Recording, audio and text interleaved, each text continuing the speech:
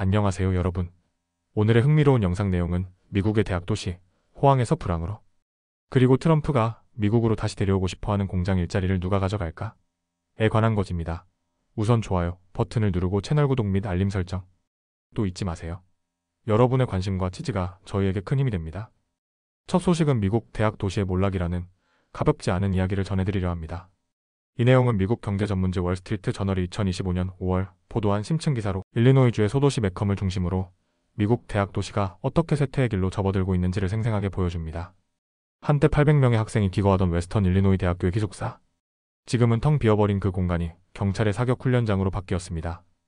페인트볼 탄피가 나뒹굴고 거꾸로 뒤집힌 가구는 그곳이 더 이상 젊은이들의 공간이 아니라는 것을 보여주고 있죠.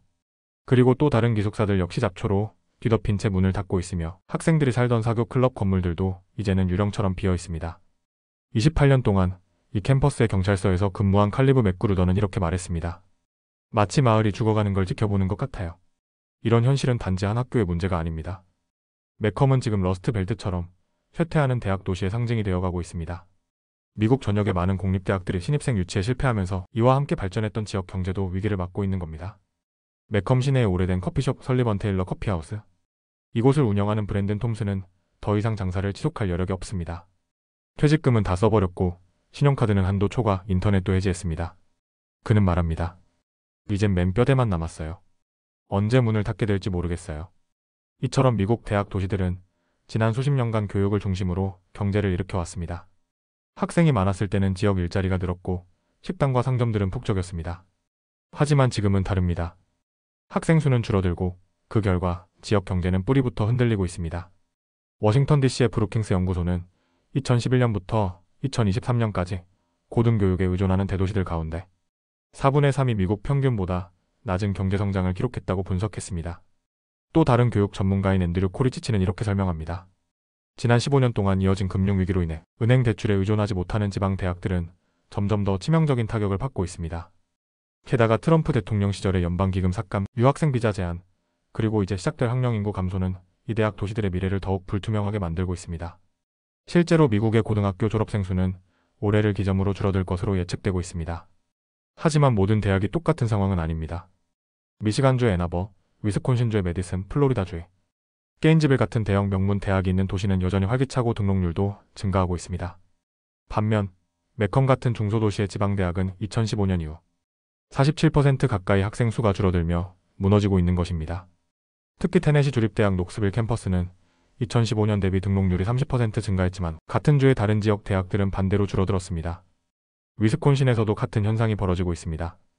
이는 좋은 대학으로의 도피 현상으로 학생들이 명문대에만 몰리면서 그 외 대학들은 생존을 위협받고 있다는 걸 보여줍니다. 웨스턴 일리노이 대학교도 그런 사례 중 하나입니다. 1973년 1만 5천 명이 넘던 학생 수는 현재 절반 이하로 줄었습니다. 등록률 감소로 주 정부의 지원도 줄어들었고 2015년부터 2년간 예산이 동결되면서 해고와 프로그램 축소는 불가피해졌습니다. 실제로 이번 학기 졸업생인 타이케니는 이렇게 말했습니다. 교수님들이 정말 많이 줄었어요. 남아있는 분들이 거의 모든 걸 떠안고 계십니다. 지난 11년간 이 캠퍼스의 전체 고용은 38%나 줄었습니다. 도서관 사서로 28년을 일한 크리스타 바워스 샤프는 이번 달 해고됐습니다. 그녀는 말합니다. 이건 단순한 해고가 아니라 눈덩이처럼 커지는 위기입니다. 한때 이 지역 경제의 자랑이었던 웨스턴 일리노이 대학교는 지금 지역 몰락의 상징이 되어가고 있습니다. 일자리를 잃은 교수들, 폐업한 식당, 사라진 상권. 어느 여교수는 해고 이후 슈퍼마켓을 더 저렴한 곳으로 옮기고 헬스장 멤버십도 끊었으며 기부도 중단했다고 말합니다. 식당에 갈 필요도 없었어요. 문을 닫았거든요. 하지만 모든 것이 무너지는 것만은 아닙니다. 매컴시는 대학 의존도를 줄이고 제조업을 기반으로 경제를 다각화하려 하고 있습니다. 이미 창문 제조업체 펠라와 베어링 제조업체 NTM 파워가 1000명 이상을 고용하고 있으며 TJ 맥스와 하비로비 같은 대형 매장도 들어서고 있습니다. 시는 4,000석 규모의 실내 스포츠 단지까지 조성해 외부 손님을 끌어들일 계획입니다. 하지만 시민들의 불안은 여전합니다. 대학 교수의 아내인 앤 토마스는 남편의 고용 불안정에 대해 이렇게 말합니다.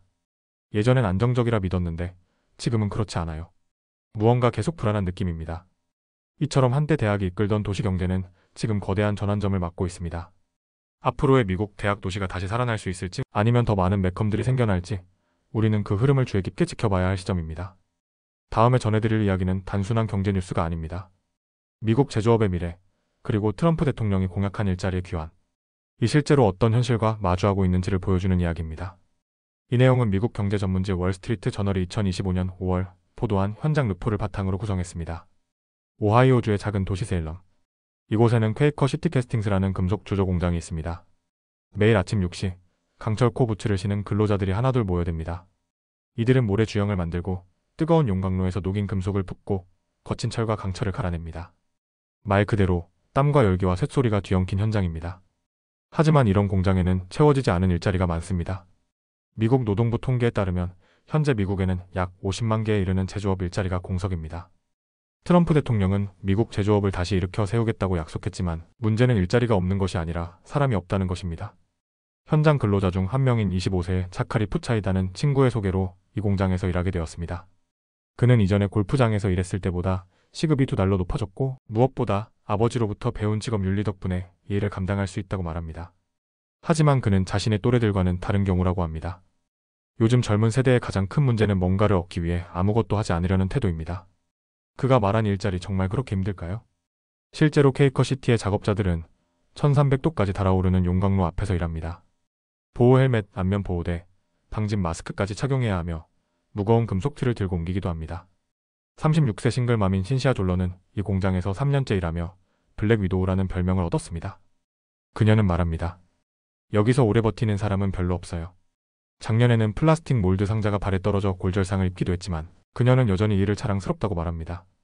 그만큼 제조업은 위험하지만 누군가에겐 의미 있는 생계의 수단이 되고 있습니다. 그렇다면 왜 사람들은 이 좋은 미국형 일자리를 꺼릴까요? 노동통계국에 따르면 현재 제조업 근로자의 평균 임금은 민간 부문 평균보다 7.8% 낮습니다. 한때는 더 높았지만 지금은 그렇지 않습니다. 게다가 근무 시간은 고정적이며 교대제로 운영되는 경우가 많습니다. 유연한 근무 환경을 중시하는 젊은 세대에게는 매력적으로 다가오지 않는 겁니다. 고용경제학자 수잔 하우스먼은 이렇게 설명합니다. 많은 사람들이 과거 공장이 문을 닫던 기억을 떠올리며 이를 안정적인 직장이라고 생각하지 않게 됐습니다. 퀘이커시티의 사장 데이브 로르디는 말합니다. 트럼프 대통령의 관세 정책 이후 주물량이 25% 증가했습니다. 하지만 그는 한 가지를 강조합니다. 생산을 더 늘리고 싶어도 일할 사람이 없습니다. 코로나19 팬데믹 이후 이 회사는 급여를 30% 인상했습니다. 그럼에도 불구하고 직원 20명을 뽑아도 결국 남는 사람은 2~3명뿐이라고 합니다. 이런 인력 부족은 퀘이커시티만의 문제가 아닙니다. 전국 제조업체의 절반 이상이 인력 채용과 유지가 가장 큰 과제라고 말했습니다. 공장만 세운다고 사람이 몰리는 시대는 끝났다는 것이죠. 고등학교 현장에서도 변화가 감지됩니다. 한때 철강 도시였던 이 지역의 고등학교에서는 학생들이 점점 더 기술직이나 무역직에 흥미를 보이고 있다고 합니다. 하지만 이들이 선호하는 일은 용접, 전기기술, 건설업 등 익숙하고 상상하기 쉬운 직업들입니다. 한 상담 교사는 이렇게 말합니다.